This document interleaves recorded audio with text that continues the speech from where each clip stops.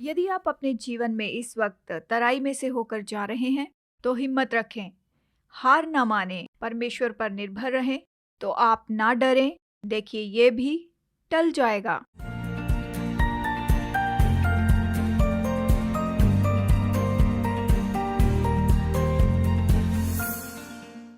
Hello, एक बार फिर से चिंतन में आपका स्वागत है। ये हफ्ता व्यक्तिगत रूप में मेरे लिए सच में बहुत ही मुश्किल रहा। जैसे कि मेरे बड़े परिवार में 2 लोगों की मृत्यु हो गई और इससे मुझे पता चला कि एक बात तो निश्चय है और वो है मृत्यु। हम सब एक दिन मृत्यु का सामना करेंगे। जिंदगी परमेश्वर की ओर से दिया हुआ उपहार है और हर नए दिन में ये मौका होता है कि हम परमेश्वर की भलाई में जिएं और उसका आनंद उठाएं। खोना तो अटल होता है, दुख मुश्किल होता है। जैसे हम अपने जीवन में आगे बढ़ते हैं, हमें इसका सामना करना पड़ता है। पिछले सालों में मैंने अपने बहुत से प्रियजनों को खो दिया। ये आसान नहीं था, इसमें से जाना बहुत मुश्किल था। बस एक बात ने मुझे तसल्ली दी और वो है मेरा विश्वास। मेरे पास यही आशा है कि एक दिन हम परमेश्वर की उपस्थिति में जरूर मिलेंगे। वहाँ उसकी उपस्थिति में वहाँ कोई अलगाव नहीं होगा, कोई दुख नहीं होगा, कोई बीमारी नहीं होगी, कुछ नहीं खोएंगे और कोई दर्द नहीं होगा। और उस महिमामय दिन तक आपको और मुझे इस जीवन की यात्रा में आगे बढ़ना है, जानते हुए कि हम जिसका भी सामना करेंगे, परमेश्वर साथ है। मेरे चिंतन का विषय है तराई का परमेश्वर और मैं अपने पसंदीदा भजन में से आपको बताऊंगी, जो है भजन 23। और हम गौर करने वाले हैं भजन संहिता 23 वचन 4।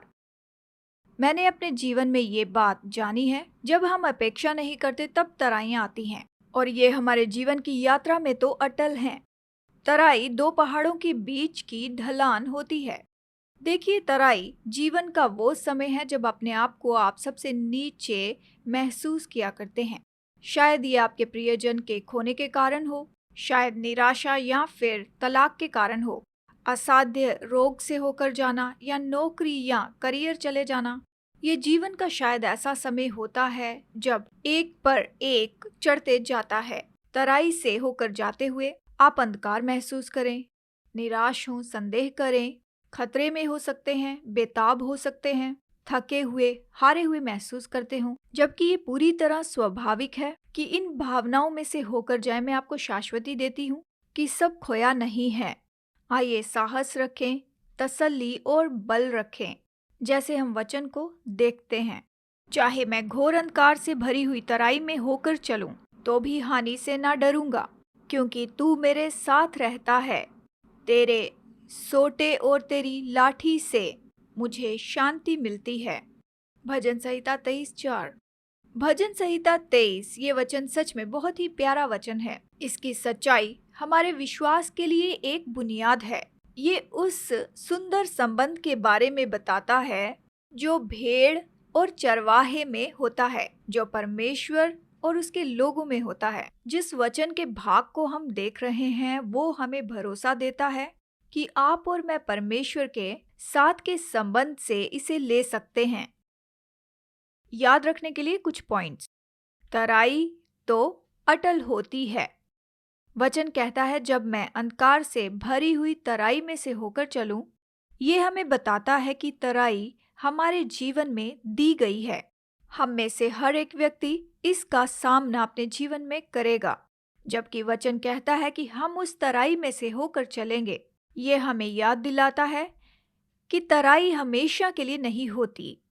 भजनकार हमें याद दिलाता है हम तराई में से होकर चलते हैं, हम वहां पर रहते नहीं हैं। वो हमारी हमेशा के लिए जगह नहीं होती। हम अंधकार में भटकते नहीं हैं, लेकिन हम उसमें से जाते हैं। याद रखिए और आज तसल्ली रखिए, जान लें कि ये भी टल जाएगा।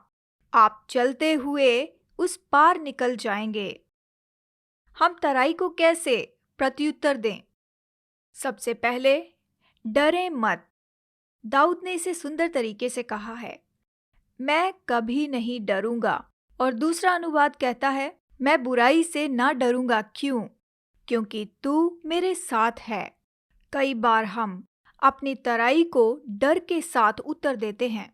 डॉक्टर की रिपोर्ट आने के पहले ही हम डर को जकड़ने देते हैं। जब हम प्रियजनों को खोते हैं, तलाक होता है या करियर चला जाता है, हम कल के डर को अपने आप को जकड़ने देते हैं।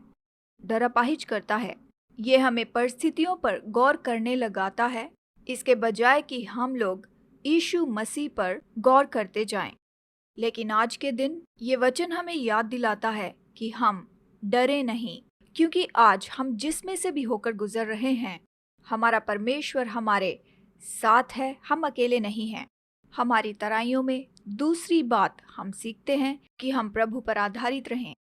इसके बजाय कि डर आपको जकड़ ले, आप चुनाव कर लें कि प्रभु पर आधारित हों। वचन हमें याद दिलाता है कि परमेश्वर के सोटे और लाठी हमें रक्षा देती और तसल्ली देती है। चरवाहा भेड़ों की रक्षा के लिए सोटे और लाठी का उपयोग करता था कि भेड़ों की अगुवाई करे और उन्हें अनुशासित करे, और ये दिखाता है कि चरवाहा पूरी तरह से इन भेड़ों पर नियंत्रण करता है। इसी तरह से याद रखिए, आपकी तराई में परमेश्वर नियंत्रण करता है। अगर आप अभी तराई में से होकर जा रहे हैं तो चुनाव करें कि प्रभु पर आधारित हो जाएं।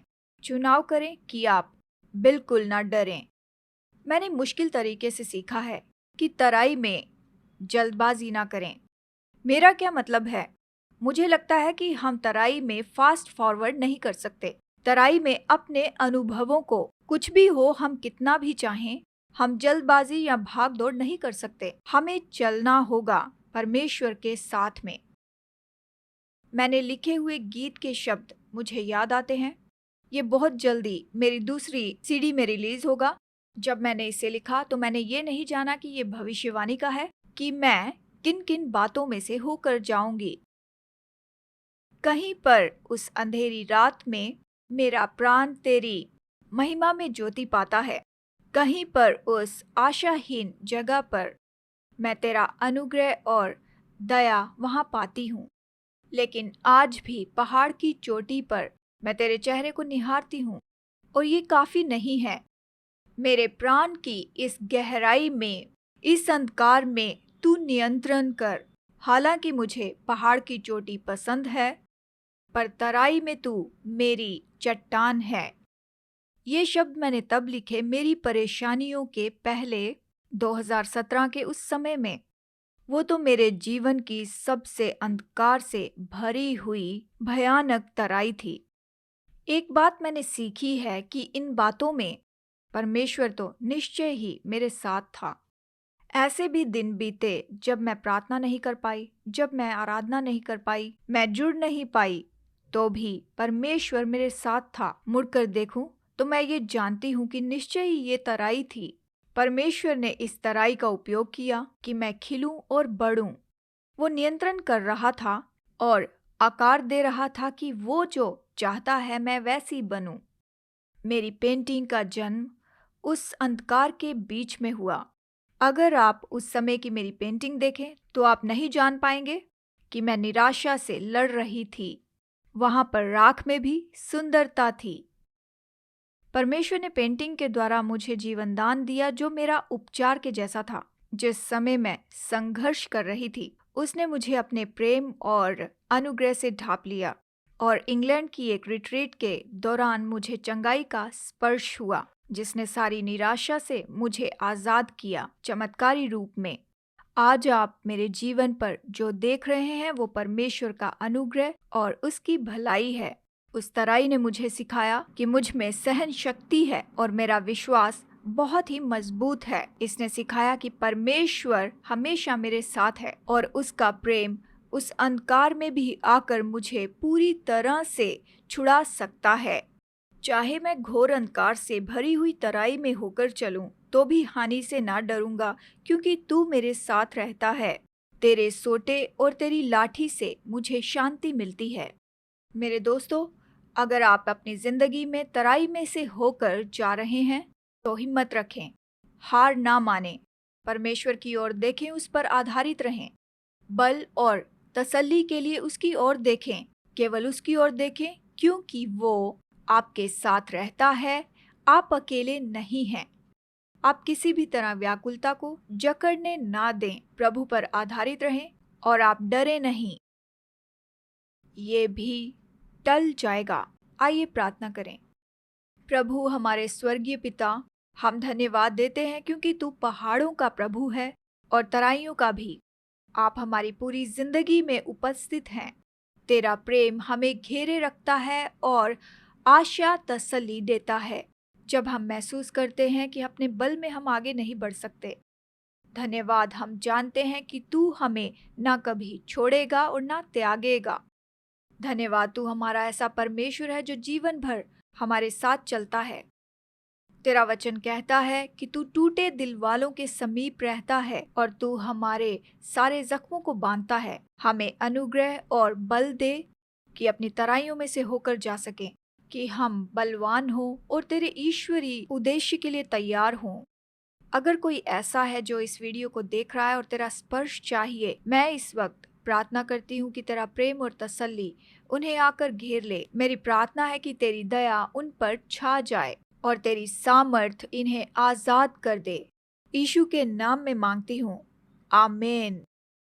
तो मेरे दोस्तों, अगर इस चिंतन ने आपको आशीष दी है या मदद की है परमेश्वर के साथ आपकी यात्रा में, तो अवश्य मुझे लिखें या बताएं। तो अगले हफ्ते तक सुरक्षित रहिए, आशीषित रहिए। प्रभु आशीष दे।